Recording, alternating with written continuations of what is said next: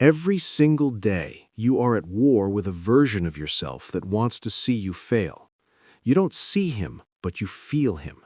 He is the voice that whispers 5 more minutes when the alarm goes off. He is the heavy fog that settles over your brain when the work gets hard. He is the shadow that tells you that you've done enough, even when you haven't even started. Most people spend their entire lives losing this war.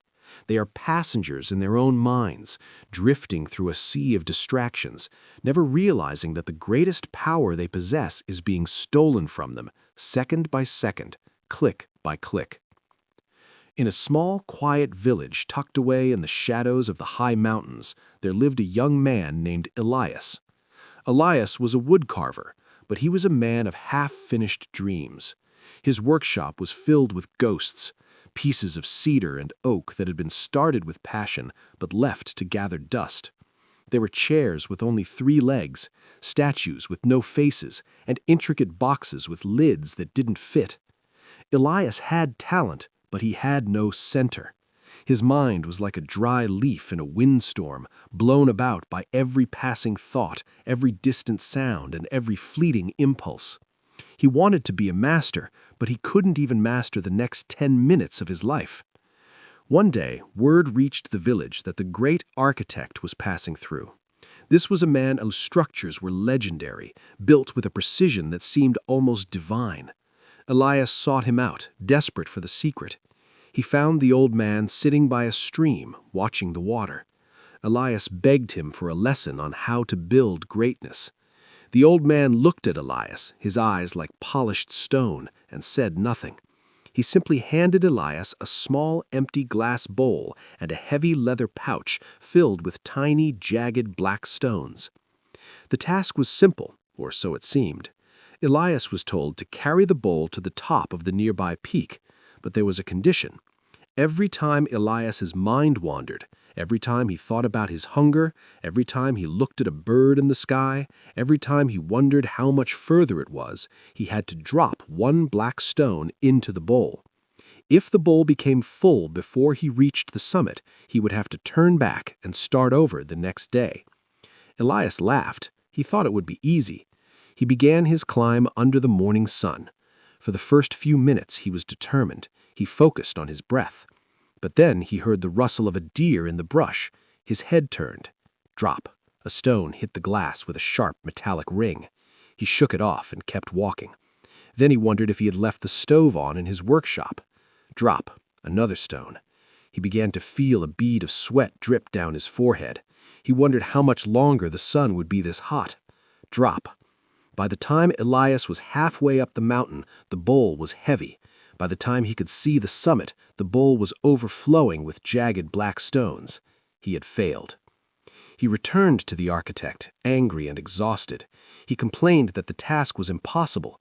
Human beings are meant to think, he argued. We are meant to notice the world around us. The old man didn't argue.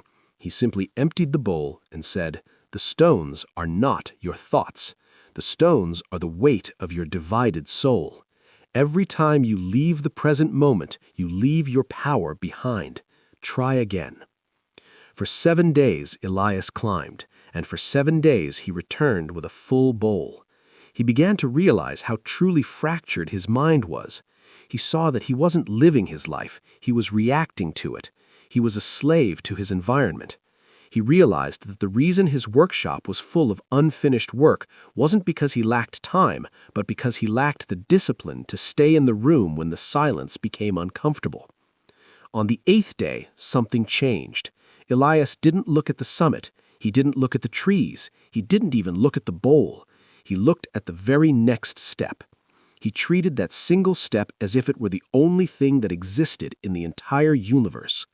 When a thought of the past tried to pull him back, he didn't fight it. He simply let it pass like a cloud and returned to his foot, hitting the earth.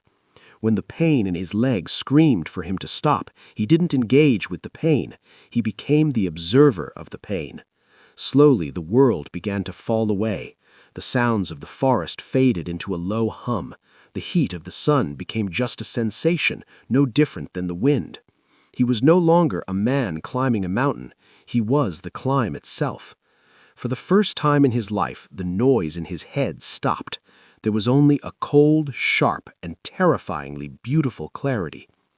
When Elias reached the summit, the sun was setting, painting the world in shades of blood and gold. He looked down at the bowl. It was empty. Not a single stone had been dropped. He felt a lightness he had never known. He felt as though he could move mountains, not because he was strong, but because he was no longer fighting himself. He descended the mountain and found the architect waiting. Elias handed him the empty bowl. The old man smiled, but there was no praise in his voice, only a warning. You think you have won, but the mountain is easy. The mountain is quiet. The real test is the world. People think focus is about saying yes to the task. It isn't. Focus is about saying no to 1,000 other things. It is a constant, violent rejection of the trivial. Elias returned to his workshop. He didn't start 10 projects. He picked up one piece of wood, a single, gnarled piece of walnut. He sat down and he began to carve. Hours passed. His back ached. His fingers bled. His friends knocked on his door, calling him to the tavern, but he didn't hear them. The sun went down and the room grew dark, but he didn't stop. He was no longer Elias the woodcarver. He was the blade. He was the grain. He was the vision. Months later, he finished. It was a simple sculpture of a man climbing, but it looked as though it was breathing. It was perfect. Not because Elias was a genius, but because every single atom of his being had been present during its creation. There was no elsewhere in that wood. There was only now. The world wants your attention. It is the most valuable currency you have, and there are 1,000,000 hands reaching into your pockets to steal it. Every notification, every trivial drama, every useless worry is a black stone being dropped into your bowl. You wonder why you are tired at the end of the day. You wonder why you feel like you've accomplished nothing despite being busy for 12 hours. It's because you are carrying a bowl full of stones. Discipline is not a punishment. It is the ultimate act of self-love. It is the refusal to let your potential be traded for a few seconds of cheap distraction. The depth of your life will be determined by the depth of your focus. If you live on the surface, you will only ever taste the foam. But if you can learn to dive, if you can learn to stay under when the pressure rises and the oxygen gets thin, you will find the treasures that the rest of the world will never see. Empty your bowl. The mountain is waiting.